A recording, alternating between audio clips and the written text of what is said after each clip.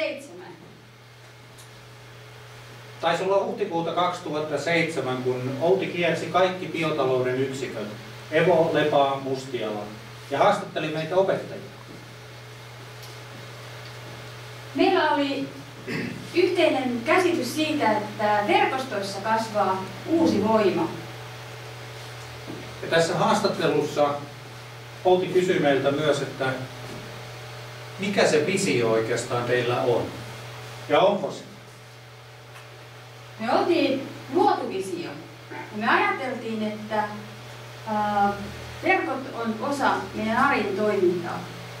Me ajateltiin, että muutaman vuoden päästä meidän yksiköissä käytetään verkkoja, meidän yksiköiden välisessä yhteistyössä käytetään verkkoja, opetus ja koulutus, henkilöstökoulutus, toiminnot on siellä verkossa. Ja me opiskelijat, me ei tiedä koko asiasta yhtään mitään. Siis eihän meillä ollut hajuakaan.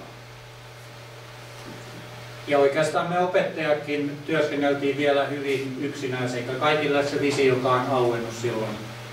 Ja koneet oli myös aikaa Haatavin aikaisemmin. Mutta me luotiin vankka perusta. Me luotiin yhteiset pelisäännöt. Et ymmärrettiin, että luottamus on se, jonka päälle on hyvä rakentaa. Me ymmärrettiin, että toimimalla avoimesti me tarjotaan semmoinen ympäristö, johon on helppo tulla. Ja läpinäkyvyydellä me saavutetaan se, että ei ole sellaisia alueita, joihin ei pääse tutkimusretkelle. Me ymmärrettiin, että tasavertaisuus on tärkeää. Se, että me tunnistetaan toistemme tasavertaisena, on se, mikä auttaa yhteiseen matkaan. Ja kaiken takanahan on positiivisuus, ja tänä päivänä tähän voisi lisätä, että myöskin lupa epäonnistua. Pikkuhiljaa me alettiin saamaan uutta teknologiaa. Myötä huomattiin, että ei se oppiminen eikä opettaminenkaan ole enää paikasta kiinni.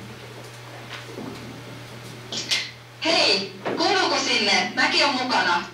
Hei, Kuuluu. Joo, hyvin kuuluu.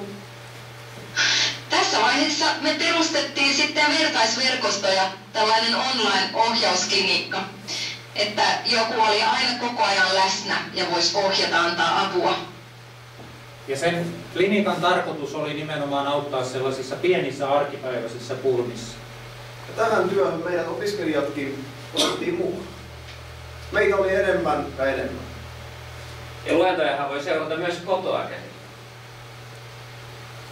Ja johtotiimin kokouksissa joka kuukausi rakennettiin uusia kehittämistavoitteita ja keskusteltiin mistä muusta kuin resursseista. Ja aina me päästiin yksimielisyyteen. Eli johtotiimi on hyvin tärkeä elin. Eli yksi johdon tavoitehan tai oikeastaan tarve on siinä, että se näyttää meille, missä me ollaan ja minne me ollaan menossa. Että ilman tällaista avarakatseista, ennakkoluulotonta johtoa, niin tämäkin kehitys ei olisi ollut mahdollista. Me etsittiin sopivia työkaluja. Ja me kokeiltiin, testattiin ja vielä piirrettiinkin jonkin verran.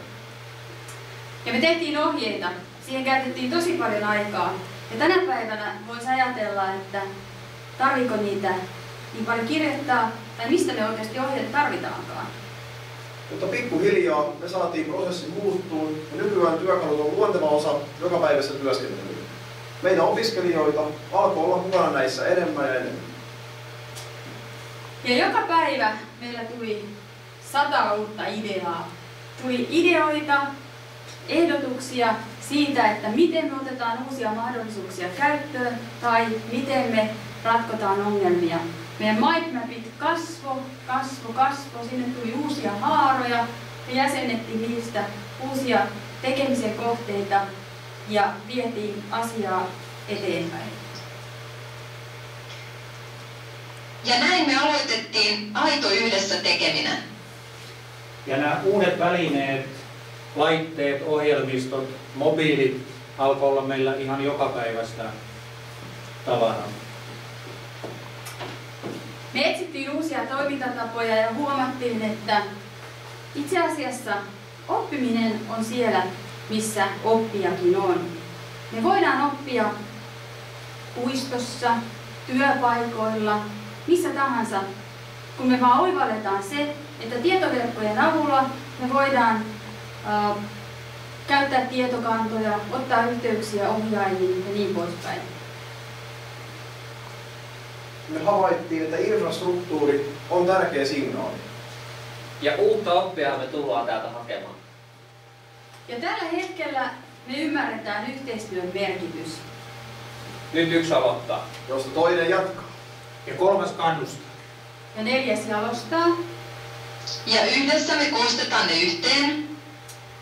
Me eletään maailmassa, jossa reaalinen ja virtuaalinen maailma on totta. Ne on integroitunut toisiinsa.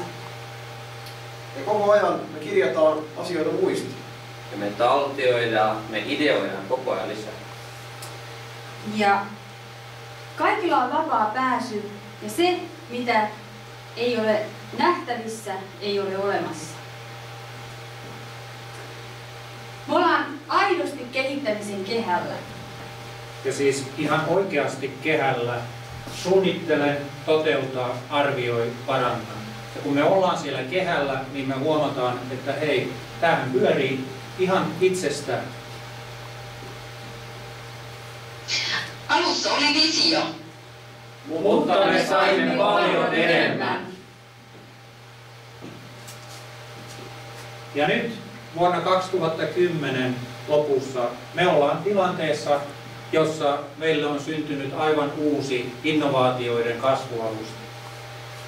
Ja avoin yhteistyö kasvaa ja kehittyy. Luova paja on totta.